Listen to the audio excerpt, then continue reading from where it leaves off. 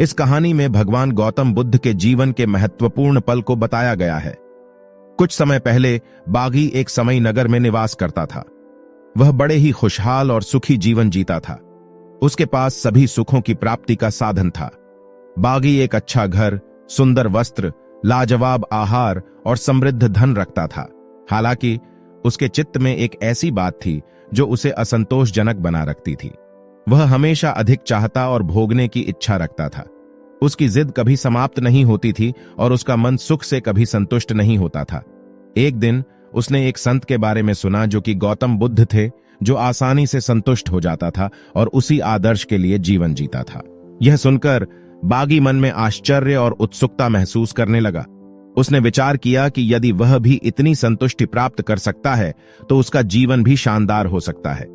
बागी ने संत के द्वारा संचालित एक सत्संग के बारे में सुना जो अपनी मनोकामनाओं को पूरा करने के लिए उपयोगी था। उसने तुरंत उस सत्संग में शामिल होने का निर्णय लिया।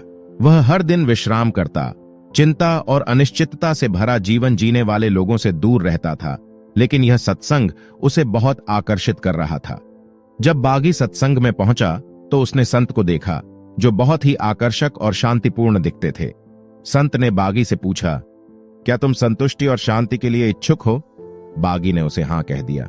संत ने कहा, तो तुम्हें अपनी इच्छाओं को परित्याग करने की तैयारी करनी होगी। बागी उदास हो गया क्योंकि वह अपनी इच्छाओं को छोड़ने के लिए तत्पर नहीं था।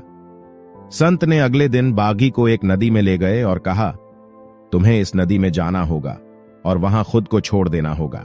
बागी स्थगित हो गया, लेकिन संत के कठोर निर्देश का पालन करते हुए उसने नदी में जाने का निर्णय लिया।